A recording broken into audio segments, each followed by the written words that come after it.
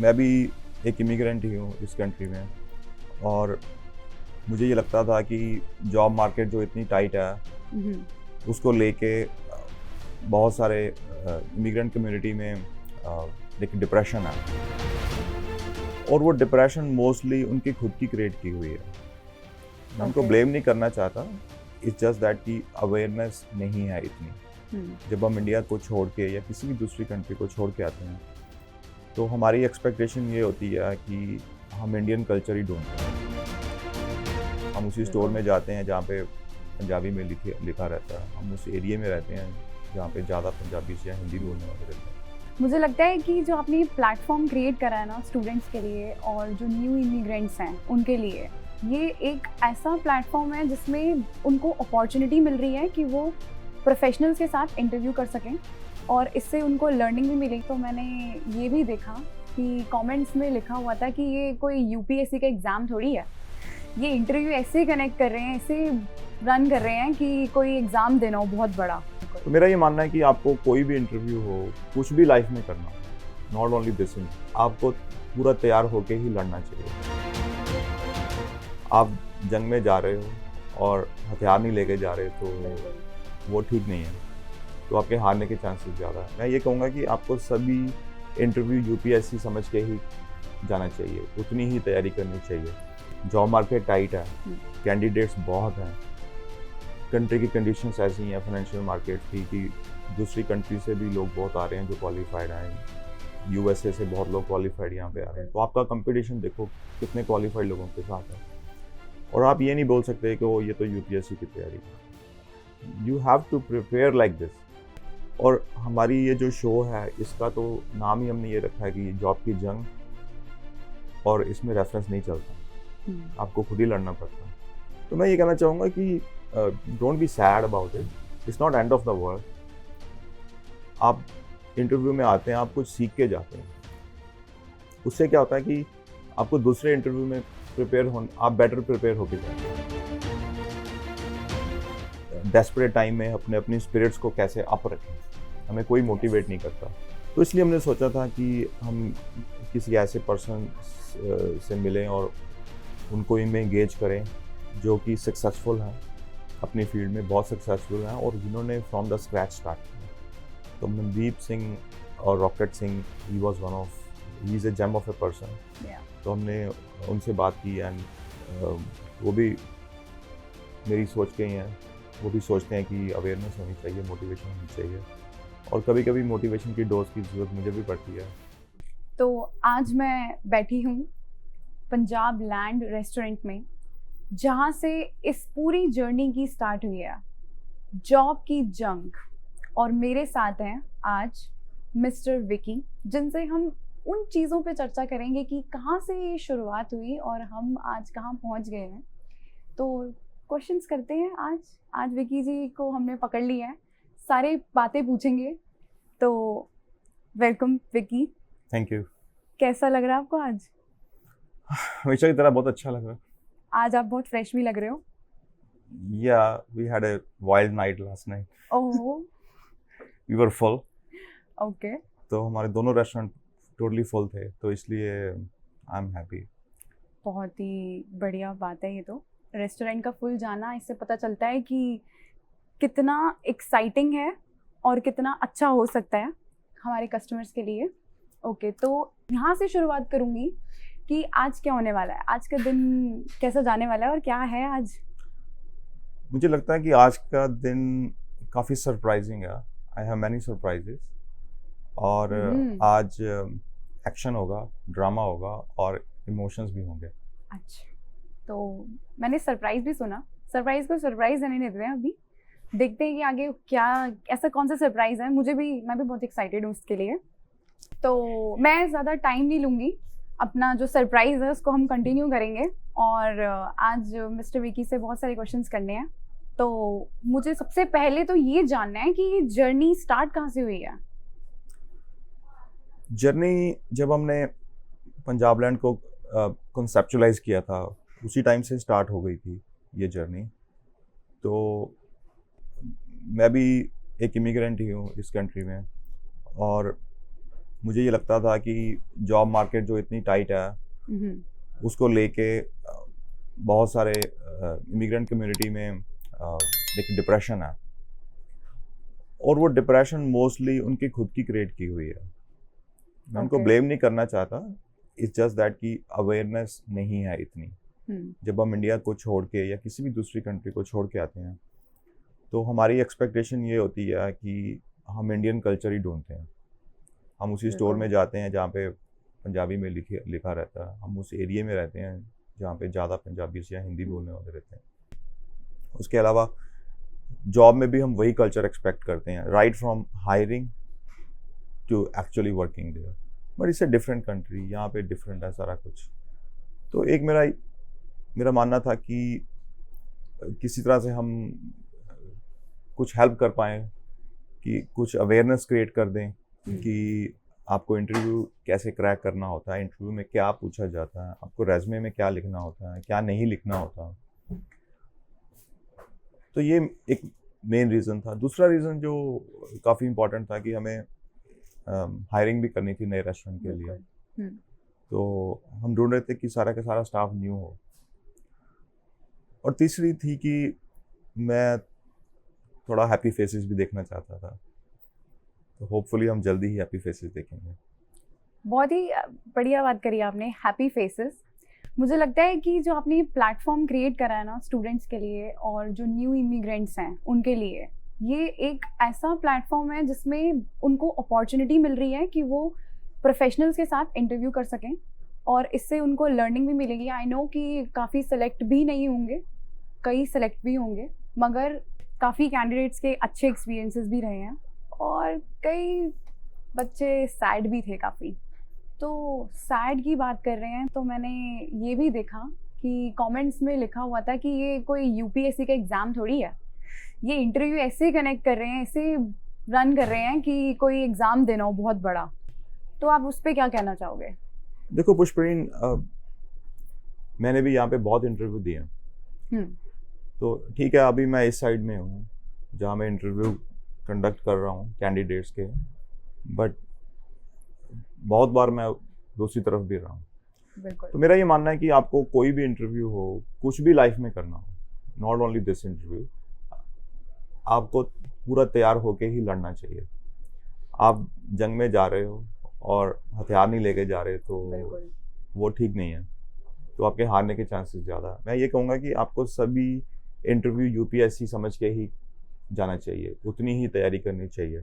Job market tight है, candidates बहुत हैं, कंट्री की कंडीशंस ऐसी हैं फाइनेंशियल मार्केट की कि दूसरी कंट्री से भी लोग बहुत आ रहे हैं जो क्वालिफाइड हैं, यूएसए से बहुत लोग क्वालिफाइड यहाँ पे आ रहे हैं। तो आपका कंपटीशन देखो कितने क्वालिफाइड लोगों के साथ है, और आप ये नहीं बोल सकते कि वो ये तो यूपीएससी की तैयारी है। You have to prepare like this.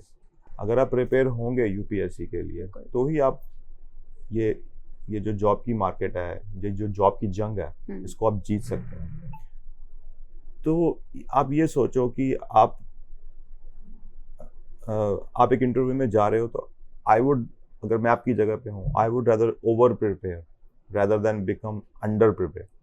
Correct. क्योंकि अंडर प्रिपेयर होने से क्या होगा, आपके चांस कम हो जाएंगे जाने के, तो फिर यू रादर डोंट गो। और हमारी ये जो शो है इसका तो नाम ही हमने ये रखा है कि जॉब की जंग, और इसमें रेफरेंस नहीं चलता, आपको खुद ही लड़ना पड़ता है। तो मैं ये कहना चाहूँगा कि don't be sad about it, it's not end of the world. आप इंटरव्यू में आते हैं, आप कुछ सीख के जाते हैं, उससे क्या होता है कि आपको दूसरे इंटरव्यू में आप बेटर प्रिपेयर होके जाएंगे। बिल्कुल। तो मुझे ये कमेंट अच्छा लगा कि इसको यूपीएससी समझ रहे हैं लोग, तो दैट टेल्स अस कि हमने शो का स्टैंडर्ड कितना हाई रखा। तो अब अपनी बात को कंक्लूड करने के लिए मैं ये कहना चाहता हूँ कि जब भी आप इंटरव्यू में जाओ तो आप इतना प्रिपेयर होके जाओ कि आपके दिमाग में ये बात नहीं हो कि मैं 10 इंटरव्यू देने जा रहा हूँ, उसमें से अगर मेरे में एक भी सिलेक्शन होगी तो आई वुड बी हैप्पी। आप ये सोचो आपकी 10 के 10 में सिलेक्शन हो, और आप चूज करें कि आपको कौन सी जॉब करनी है, किस रेट पे करनी है। तो इसलिए गो प्रिपेयर योरसेल्फ, डोंट थिंक कि ओ ये तो यूपीएससी की तैयारी की तरह है। You better do it like UPS, तो आपके चांस बढ़ जाते हैं अगर आप उसमें पूरा फुली प्रिपेयर होके जाते हैं। तो जब इंटरव्यूज चल रहे थे, मैंने कई बच्चों को देखा कि वो बहुत डर रहे थे आपसे। तो आप वाकई इतने स्कैरी हैं, या क्या आपका ये थॉट कैसे रहता है कि आपको इंटरव्यूज कंडक्ट करने हैं? नहीं, डरने की कोई ज़रूरत नहीं है। अगर आप प्रिपेयर हैं तो आपको कोई डरने की ज़रूरत नहीं है।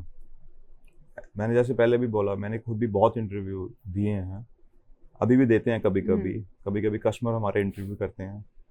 तो आज भी ऐसे ही कुछ होने वाला है, या?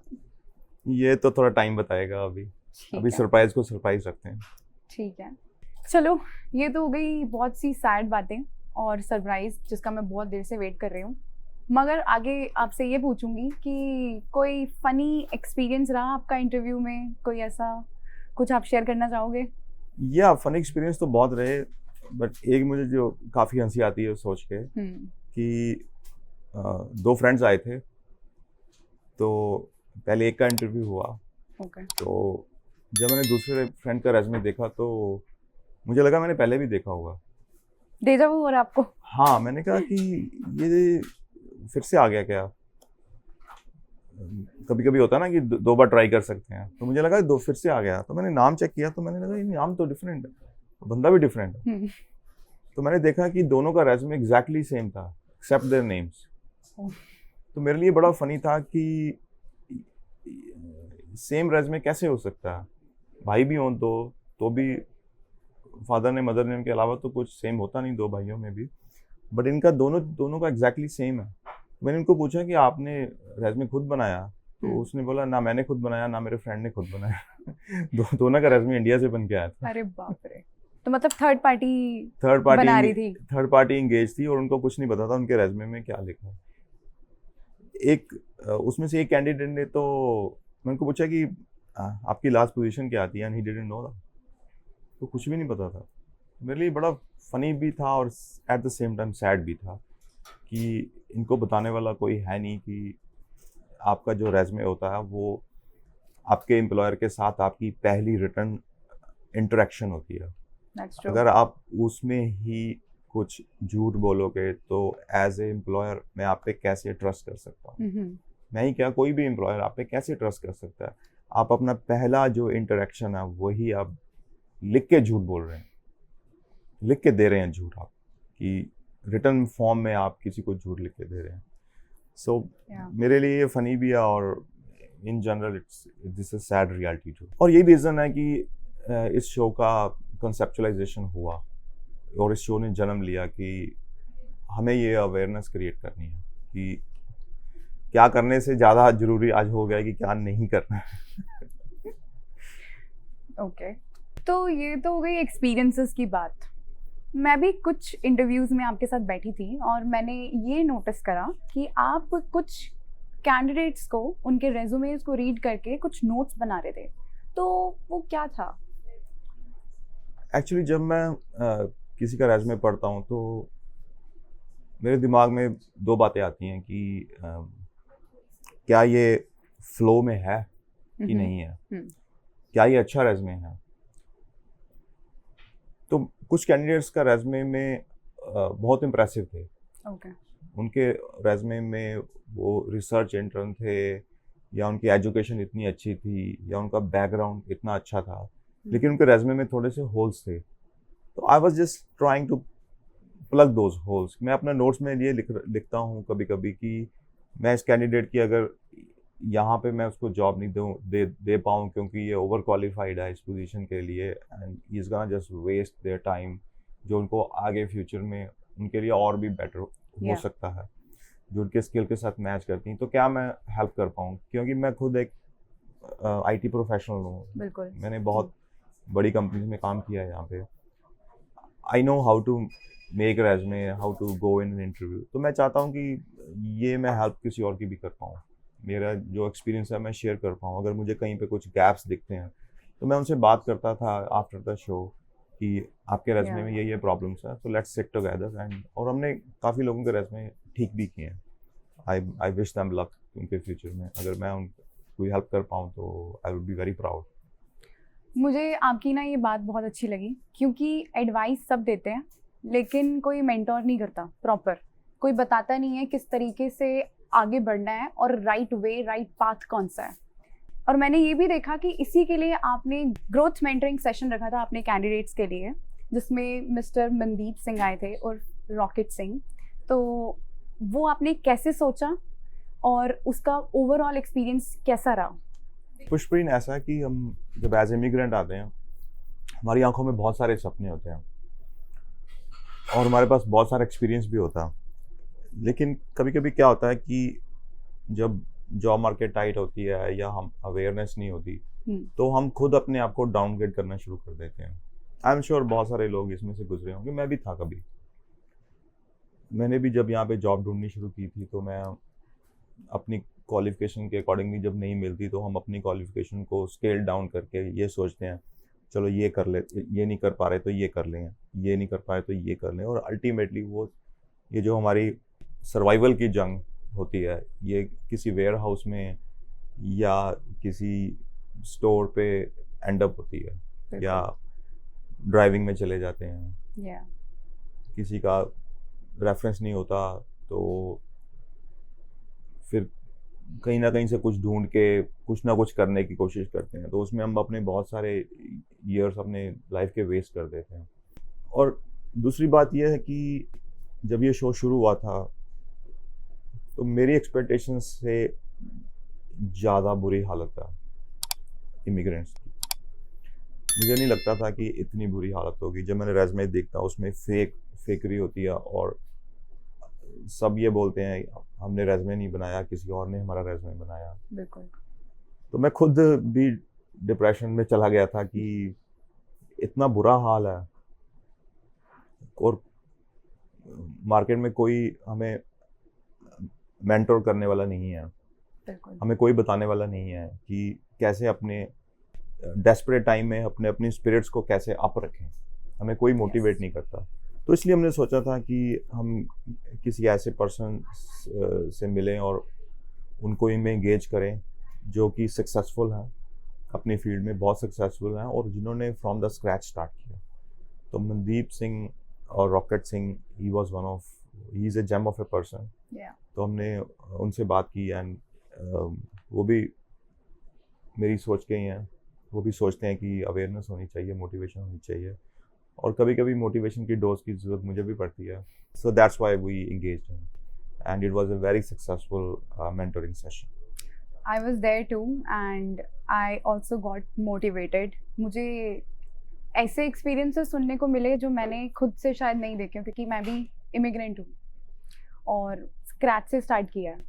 बट उनकी बातें सुन के ऐसा लगा कि और भी बहुत कुछ किया जा सकता है और ऐसी रोड पकड़ी जा सकती है जो शायद हमें इनिशियली नहीं पता चल सकती।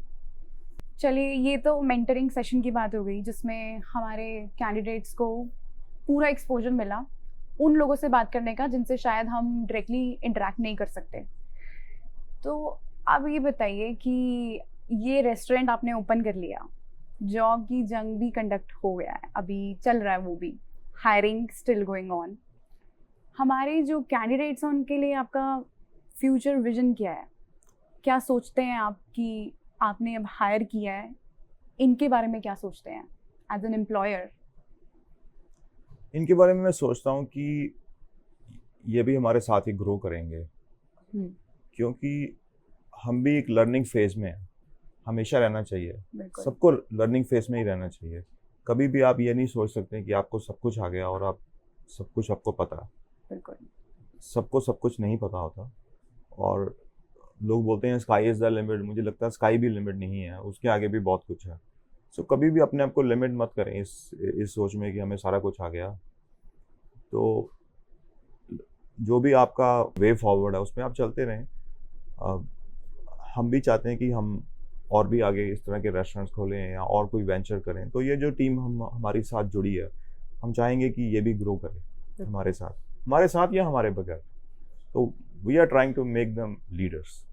मेरा विजन तो उनके लिए यही है। तो मुझे पता है कि आपका एक और रेस्टोरेंट है, ढाबा जंक्शन। तो ढाबा जंक्शन से पंजाब लैंड की जर्नी कैसे रही आपकी? एक ऑलरेडी रेस्टोरेंट है, फिर आपने एक और ओपन किया, तो उसके बारे में बताइए। जर्नी बहुत एक्साइटिंग थी और इसमें सीखने को भी बहुत कुछ था। हम्म, ऐसी प्रॉब्लम्स आई जो हमने एक्सपेक्ट नहीं की थी, और कुछ ऐसी प्रॉब्लम हमने सोची थी जो आएंगी वो नहीं आई। कुछ विशेष टिप्पणी उन ऐसी प्रॉब्लम्स पे जो आप जो सोची थी आपने आएंगी बट नहीं आई, नहीं आई। लकीली क्या थी वो, एक दो बताइए। सबसे बड़ी प्रॉब्लम थी कि नया नया रेस्टोरेंट है और ट्रेन स्टाफ मिलना बहुत मुश्किल होता। तो ये बिल्कुल। प्रॉब्लम हमारी जॉब की जंग ने बहुत अच्छे से सॉल्व कर दी है। तो हमारी सारी हायरिंग इसी के शो के थ्रू ही हुई है। ओके, ठीक है। और जो प्रॉब्लम्स आई वो हमने ओवरकम की। कुछ ये प्रोजेक्ट थोड़ा डिले भी हुआ। ठीक है। अभी कुछ चीज़ें हमारे कंट्रोल में थी, कुछ नहीं थी। बहुत सारी चीज़ें हमारे कंट्रोल में नहीं होती हैं, but just like any journey, रास्ते में रुकना भी पड़ता है, कभी कभी रेस्ट भी करनी पड़ती है और फिर आगे चलते हैं। जो हमें शॉर्ट कमिंग्स ढाबा जंक्शन में लगती हैं उसको हमने पंजाब लैंड में ओवरकम कर दिया। ढाबा जंक्शन में बड़े टेबल्स कम हैं। हमने ये ध्यान रखा है कि पंजाब लैंड में फैमिली टेबल्स ज़्यादा हों। एट द सेम टाइम इसका एम्बियंस से बेटर है। फूड क्वालिटी दोनों की सेम है क्योंकि उस पर हम बहुत ध्यान देते हैं। सो बेसिकली पंजाब जहाँ ढाबा जंक्शन में 13 टेबल्स हैं, यहाँ पे हमने 20 टेबल्स ऐड किए हैं। ये और तो बहुत ही वेरी सून हम पार्टी हॉल भी ऐड कर रहे हैं। वाओ। और सबसे बड़ी बात कि जो बड़े टेबल्स किसी भी रेस्टोरेंट में ब्रैम्पटन में चाहिए होते हैं, क्योंकि ब्रैम्पटन में मोस्टली फैमिली डाइनिंग करती है, तो बहुत कम रेस्टोरेंट हैं जिसमें बहुत बड़े टेबल्स आपको मिलेंगे। इतने सारे 8 people table, 10, and then we can also make if you are a big party like 12, 15, up to 20, we can accommodate you. Okay. तो ये सब प्रॉब्लम्स थी हमने जो पंजाब ढाबा जंक्शन में हमें फेस करते थे, वो हमने यहाँ पे डे 1 से उसको पूरा क्लियर करके सोच के उसको इसी तरह से बनाया। सो आपने जो प्लान किया था वो आपने इम्प्लीमेंट किया अपने इस रेस्टोरेंट में। एग्जैक्टली हमने जो भी प्लान किया था वो अच्छे से एग्जीक्यूट हुआ। और कुछ चीज़ें unexpectedly they are like very good surprising हमें यहाँ पे मिली हैं। जो हमने सोचा था कि नहीं हो पाएगा वो भी हो गया।